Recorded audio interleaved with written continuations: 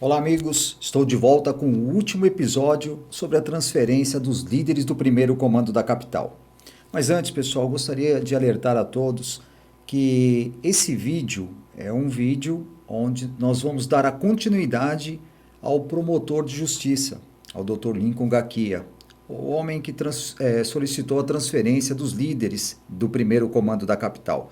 Então nós vamos ter uma primeira parte que é muito interessante, que ele vai dar uma explicação geral de como foi a transferência, da omissão do governo e dos nossos secretários referente à transferência dos líderes.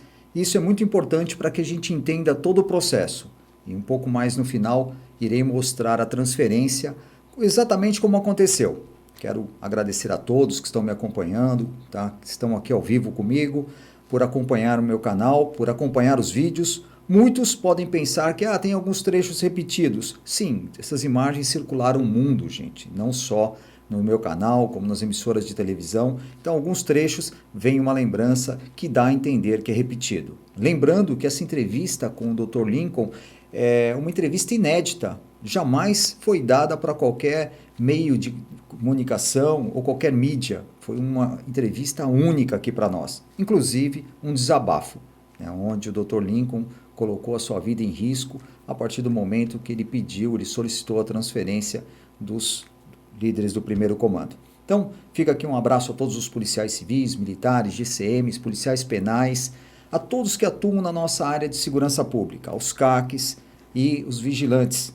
Então, meus amigos, gostaria de mostrar um pouquinho dos vídeos, que estou produzindo para os próximos dias ou as próximas semanas. Eu sei que é um vídeo que alguns já viram, mas eu queria que vocês tivessem ideia do patrulhamento de área, que é o patrulhamento onde aquela viatura com 2 policiais fazem o trabalho de todo o Código Penal, desde uma desinteligência de casal até um roubo a banco. Então esses heróis dão as suas vidas em prol aqui da nossa sociedade, da nossa população e merecem todo o nosso respeito. Atualmente estou produzindo uma série sobre o 22º Batalhão.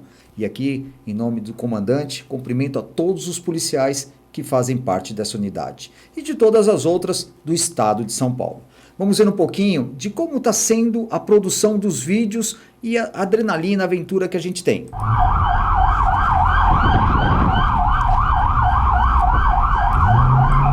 Como eu falei, pessoal, essas imagens são de um roubo em andamento. Então as viaturas estão se deslocando em alta velocidade. E agora vamos assistir um carro roubado passando pela nossa viatura. Aquele Sandero branco.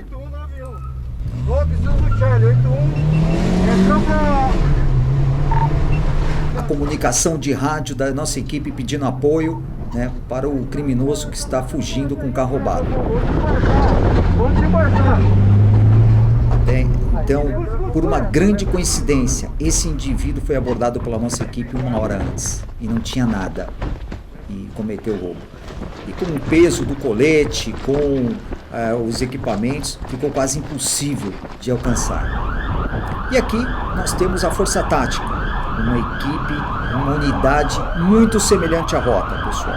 A diferença é um homem a menos, mas fazem exatamente o que a Rota faz. A busca de perigosos criminosos, perseguição, prisões e o apoio a pequenas viaturas. Então, basicamente, é o que nós temos, pessoal. É isso que está sendo produzido, um trabalho voltado a Fox, as policiais femininas, que muitas vezes não são valorizadas, e a gente vai mostrar o trabalho das policiais femininas em todos os meus trabalhos. Agora vamos iniciar com o término daquela entrevista com o Dr. Lincoln Gakia. Lembrando, pessoal, este foi o homem que solicitou a transferência dos líderes para os presídios federais.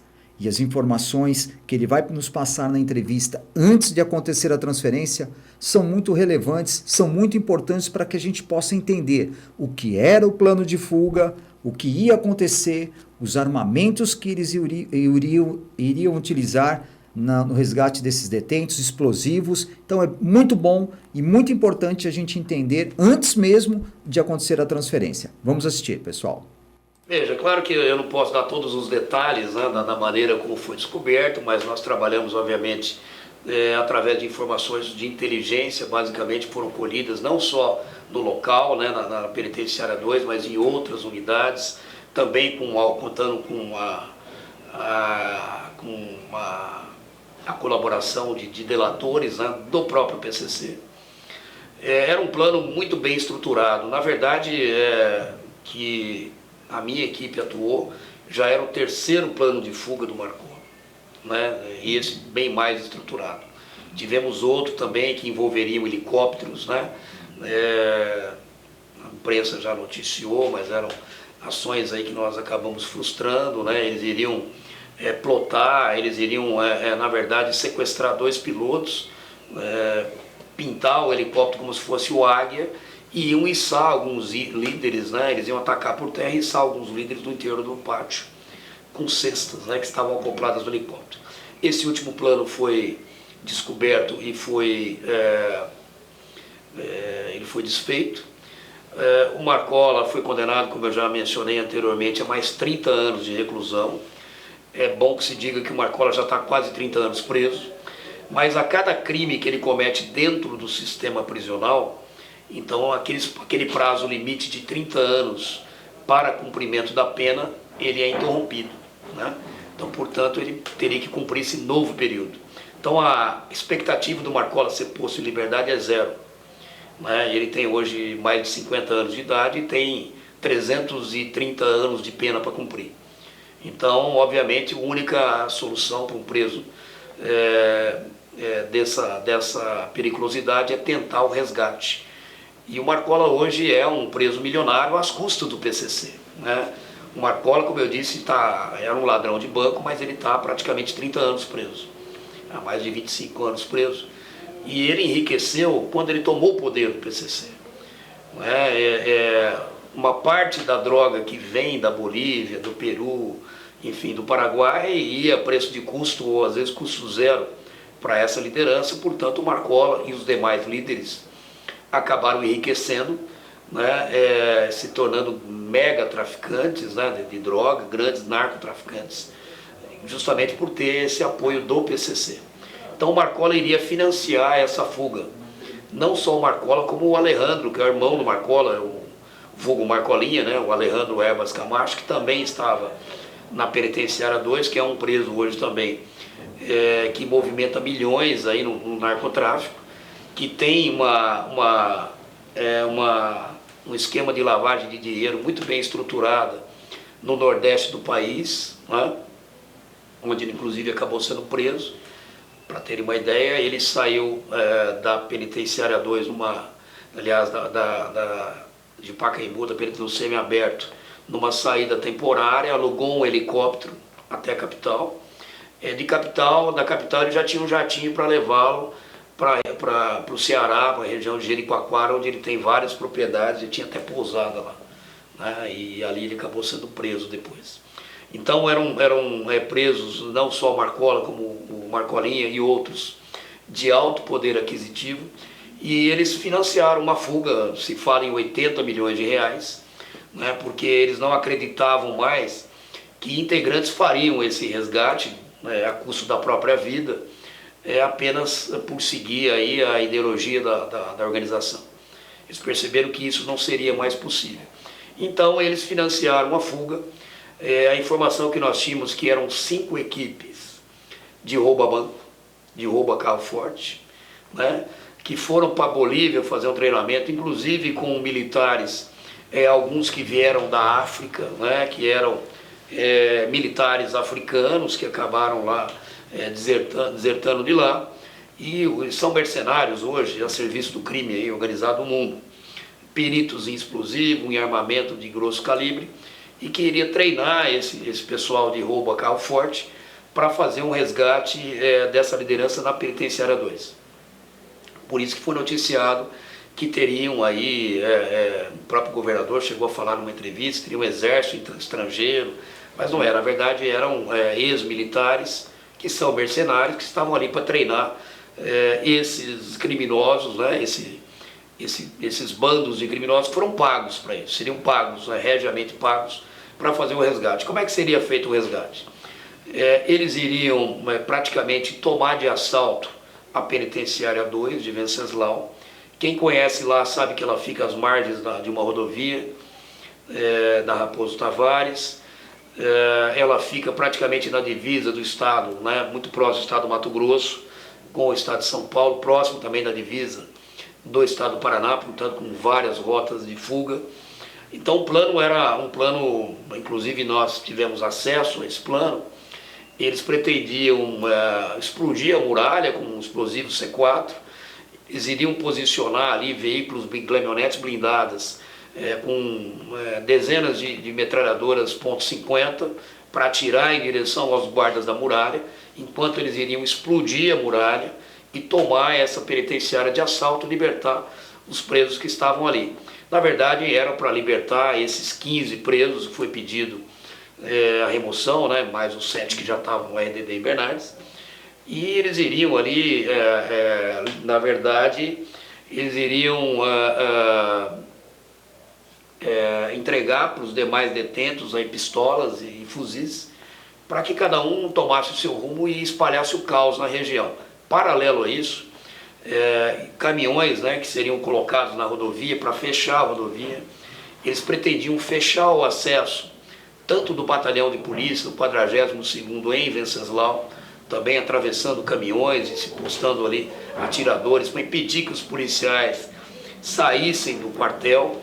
E nós temos também em Presidente Prudente, que é a 50 quilômetros de distância, o CPI-8, que é o Comando de Policiamento do Interior, né?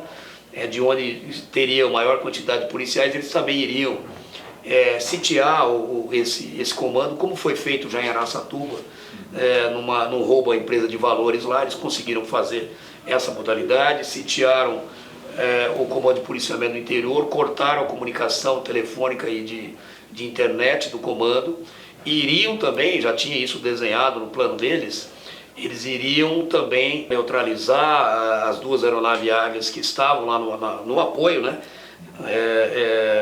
na segurança do presídio. E basicamente era isso. Então, se nós não tivéssemos um trabalho de inteligência muito forte, que fosse capaz de ter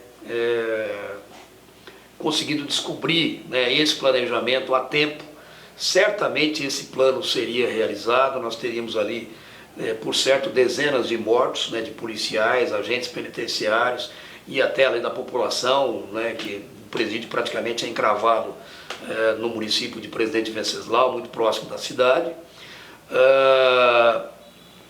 Né, não houve outra solução, o plano era cinematográfico, se não pedir esse apoio aqui do Comando de Choque, do Comando da Polícia Militar, que mandou lá a tropa de choque, mandou rota, mandou choque, né, mandou os blindados para lá, para poder ali reforçar o perímetro do presídio, né, e impedir que essa fuga fosse realizada. E foi basicamente isso que aconteceu, embora, como eu disse, esses policiais não poderiam permanecer, né, por muitos meses naquele local. Então a única possibilidade seria a remoção desses presos para fora do estado de São Paulo, que foi o que realmente a gente conseguiu operacionalizar. Como é que é o organograma do PCC? Dá só uma pincelada para as pessoas terem uma ideia como isso funciona. O PCC, vamos imaginar uma grande empresa, né, hoje uma empresa de sociedade anônima, né, em que ela tem um conselho, né, deliberativo, que está abaixo da presidência. Vamos imaginar a presidência dessa empresa hoje, dessa empresa criminosa, seria o Marcola, né? Teria um conselho deliberativo, que é realmente quem opera os negócios da organização abaixo dele, que a gente chamava de sintonia final, né? Estavam todos na penitenciária 2 de Venceslau. E abaixo da sintonia final nós tínhamos então a sintonia dos estados, que eram, né, um preso que estava na P2, era responsável então por comandar praticamente o PCC fora do estado de São Paulo. Então, tanto na rua quanto em outras unidades prisionais. Nós tínhamos o setor financeiro também, que era comandado de dentro da P2, mas aí com ramificações para a rua. Nós tínhamos o setor dos gravatas, né, muito importante, que é o setor jurídico do PCC, que não existe senão para dar suporte para aqueles presos que caíram em missão do PCC, não é para assistência jurídica em geral, de qualquer preso integrante do PCC, mas aqueles que foram presos em missão do PCC, e também, obviamente, né, e isso eles conseguiram fazer, para poder servir de leve trás, de pombo-correio, né, de levar as ordens da liderança para a rua e trazer esses recados para dentro das unidades prisionais. Setor disciplinar, né, um setor que trata do tráfico de entorpecente, né, que era o setor de progresso. Nós temos um setor que só cuida das penitenciárias femininas. Nós temos outro setor que só cuida dos CDPs, né? E aí, abaixo disso, né, nós tínhamos a Sintonia Geral de Rua. Né? Essa Sintonia Geral de Rua, ela era subordinada a presidente Venceslau 2 antes da remoção, né? E nessa Sintonia Final Geral de Rua, então as ordens saíam da penitenciária 2 e esses integrantes, que na sua maioria são egressos, né? São presos que já tiveram, inclusive, cumprindo pena na penitenciária 2 de Venceslau e, portanto, gozam da confiança da cúpula, assumiam essa função de liderança na rua, e abaixo deles eles determinaram mais outros grupos. Né? A gente vai imaginando um organograma como se fosse uma pirâmide, em que na rua nós tínhamos, por exemplo, o grupo dos 14. Né? Por que 14? Porque cada região aqui da capital, região centro, zona leste, zona sul, zona oeste, baixada, interior, enfim, eles denominaram como uma região, uma macro-região, e para cada uma dessas regiões eles colocaram 2 líderes, que deram 14, né? Eram 7 regiões, e esses líderes se tornaram o grupo dos 14, que estava abaixo da Sintonia de Rua, e abaixo desse grupo dos 14, cada região, por exemplo, aqui da capital do estado, vamos colocar o centro, por exemplo, ele tem um Sintonia Geral da região centro, ele tem um Sintonia Disciplinar, ele tem um financeiro e tem um responsável pelo tráfico. Então isso é replicado em cada região, e para o interior do estado, isso é dividido por DDD de telefone. Então eu, por exemplo, na minha região, Presidente Prudente, eu estou na região 18, ou 018, que é o código DDD da minha cidade, Campinas 019, região de Bauru 014. Para cada macro-região dessa do estado, a mesma divisão. E tudo isso por quê? Porque essa composição e essa divisão de funções dificulta que a gente chegasse até a cúpula. Então, muito dificilmente, se você prender um criminoso na zona leste de São Paulo, você vai conseguir responsabilizar o Marcola, por exemplo, por um salve que ele tenha na mão para matar um policial militar, por exemplo. Então, normalmente, quem era responsabilizado é o próprio criminoso que estava com aquela ordem nas mãos. Tivemos um exemplo aqui há pouco tempo, né, de assassinato, inclusive aqui de um cabo da rota, não é? Possivelmente aí a mando do PCC, nós temos já integrantes do PCC presos nessa ação, mas dificilmente você vai conseguir responsabilizar a cúpula por uma ação que foi praticada a mando da cúpula por um integrante da base. Então é por isso que eles formaram, né, essa grande empresa descentralizada, né, até certo ponto, e que a ordem vem sendo difundida por camadas. Então Marcola fala com a Sintonia Final, a Sintonia Final recebe dos estados, dos outros setores, não fala direto com Marcola, e o pessoal da rua nunca vai falar direto com Marcola, nunca falaria direto com Marcola. Então isso levou, e por isso, essas investigações elas levam anos. Então nós temos que ter um link, né, da rua para chegar até a Sintonia Final. E nós tivemos, né, a sorte e a persistência, né, talvez a competência, de nesses anos a gente ir se aperfeiçoando nessas investigações e ter conseguido, né, em todas elas, a responsabilização da Sintonia Final Geral.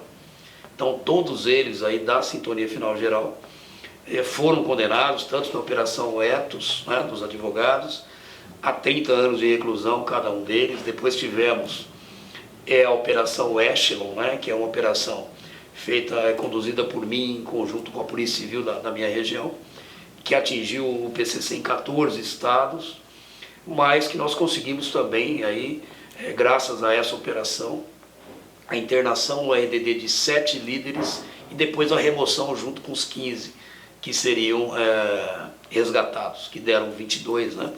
E com isso a gente deu uma quebrada nessa cadeia de comando. Então é um esquema muito complexo. Talvez, se vocês visualizarem depois imagens do organograma, vocês podem entender melhor. Eu tenho hoje, inclusive, a honra, né? Mandei fazer um quadro desse organograma. Ele está na minha sala, atrás da minha mesa, para que eu sempre me lembre, né? Dos anos de trabalho que levaram para a gente construir esse organograma. E ele é usado hoje no Brasil todo, né? O Brasil todo utiliza hoje esse organograma. Quando nós prendemos algumas lideranças, eles olharam para o organograma e se surpreenderam, né? Falaram, mas quem passou isso para vocês? Na verdade, a gente aprendeu com eles como eles se organizavam. O que você gostaria de acrescentar? Eu acho que eu já disse, Elias, o que eu precisava dizer.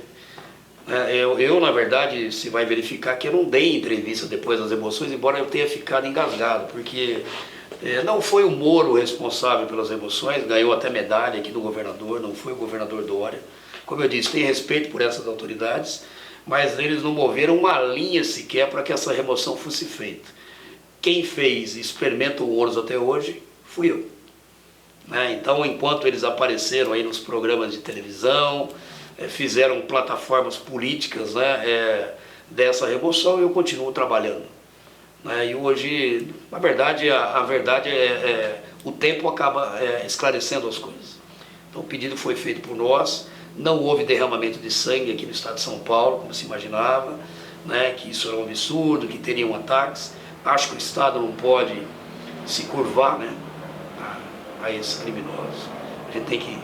O Estado tem que ter a mão firme, como teve, né? E se tivesse, eu disse isso, inclusive, para o comandante-geral, e ele concordou comigo na época, o coronel Salles, se tiver retaliação, nós temos que estar preparados para essa retaliação. Mas não podemos voltar atrás por conta de medo, né, de ataques, de criminosos, etc. Temos que fazer o que precisava ser feito. E basicamente foi isso. Eu não disse isso em nenhuma entrevista anterior, né, porque eu acho que não era o momento. Né, o momento era de preparar essa remoção, o momento era de trabalhar para que não houvesse problemas pós-remoção. E nós continuamos trabalhando até hoje. Né, tivemos aí outras operações depois dessas remoções e vamos continuar trabalhando. Agora, a verdade precisa ser restabelecida. Infelizmente, o Estado de São Paulo ele foi omisso. Eu digo Estado porque ele era representado ali pelo governador e pelos secretários. A Polícia Militar, obviamente, sempre esteve do meu lado. Aliás, a instituição que mais esteve do meu lado foi a Polícia Militar, em todo esse período, até hoje, inclusive. E eu não poderia também deixar a Polícia Militar aí numa situação de ter que ficar resguardando um presídio por meses ou por anos, né, porque o Estado simplesmente tinha receio de que, se houvesse a remoção, poderíamos ter algum tipo de retaliação e ataques. Então, basicamente foi isso, a história é essa. É longa, mas é essa. Pois é, pessoal, vimos aqui uma entrevista importantíssima do Dr. Lincoln, como, infelizmente, pessoas se promovem em cima do trabalho sério, como foi feito pelo Dr. Lincoln, pela promotoria, né, pelo GAECO lá de Presidente Venceslau, Presidente Prudente. Então é muito complicado, né? A gente acabou de ouvir, né, um desabafo, né? Isso também aconteceu muito comigo. A gente acaba fazendo um trabalho muito bacana e outras pessoas acabam se utilizando desse trabalho, das imagens, para uma autopromoção. Isso não é diferente em lugar nenhum. Mas vamos lá, quero agradecer a Lília aqui pela doação de R$10. Lília, muito obrigado. A todos vocês que estão me assistindo e também os policiais do 22, mais uma vez eu agradeço. Né? Eu sei que tem gente assistindo, vou evitar de dar nome para não dar ciumeira, mas é assim que acontece, pessoal. A gente faz um trabalho sério. O meu intuito com esse documentário, com esse registro da história, é levar o conhecimento de todos vocês uma situação que aconteceu no nosso estado, né, que é muito importante e com certeza vai entrar para a história. Agora, o que eu vou fazer? Vou mostrar para vocês exatamente a ordem que aconteceu a transferência dos líderes. Tá? Às 11 horas da noite do dia que antecedeu a transferência, eu estava com o pessoal do GAT quando recebemos um telefonema para se deslocar até Presidente Venceslau. Então, aqui nós temos... Com emoção, né? Nós temos os omissos, né? O governador Geraldo Alckmin, o secretário de Administração Penitenciária, secretário de Segurança Pública, que não quiseram transferir naquele momento, quiseram deixar para o outro governo. Então, na noite, a rota recebeu um telefonema, um choque, para estar no primeiro horário na madrugada no presídio da P2. Então, as tropas de choque estavam ali, né, prontas para fazer remoção. Todos ficaram sabendo em cima da hora, pessoal. Não tinha nada planejado e foi exatamente em cima da hora. Então, as equipes de rota, do GAT, do Tático, fecharam a rodovia, né, como vocês estão vendo. A rodovia foi fechada, os detentos saíram nos caminhões e a escolta das equipes de rota. Essa imagem não é minha, né, foi feita na estrada, não tive acesso nesse momento, né. Então, aqui estão os líderes sendo transferidos como escolta, no helicóptero Águia, Guardião, viatura de rota, viatura do choque, o comando do CP Choque estava presente, e daqui sentido ao aeroporto. Chegando no aeroporto, o que aconteceu? Os presos foram descendo, desembarcando dos carros de presos, e ali as equipes de rota e da Força Tática com o Águia acompanharam até a entrada das aeronaves. Então, nesse dia, os líderes aí estão chegando os carros, né? Nem eles sabiam que ia ser transferidos para evitar qualquer tipo de problema. Foi tudo feito em cima da hora, né? Contatos, para vocês terem uma ideia, até os policiais de rota tiveram ordens para deixar os celulares desligados e todos confiscados. Então, o helicóptero está aqui, do Águia, agora o embarque, né, dos líderes, nos 2 aviões, né, da FAB. Então, aí estão subindo, né? Você vê que tem uma escolta, e ali os aviões já taxiando ali na pista, em sentido aos presídios federais. Muito importante lembrar, pessoal, foi tão sigilosa essa operação que poucas pessoas tiveram acesso. Lembrando, os policiais de rota tiveram os seus celulares recolhidos para que não fosse registrado pela rota, né? Infelizmente, aí quem estava na Secretaria de Segurança Penitenciária autorizou as gravações. E aí eles estão já indo embora sentido aos presídios federais. E assim foi feita a transferência e a remoção dos líderes do primeiro comando para os presídios federais. E essas imagens são imagens reais, né, que já circularam o mundo, estão disponíveis na internet, e o registro da história. Nada que for falado diferente das imagens será verdade. Então está aqui um registro da história.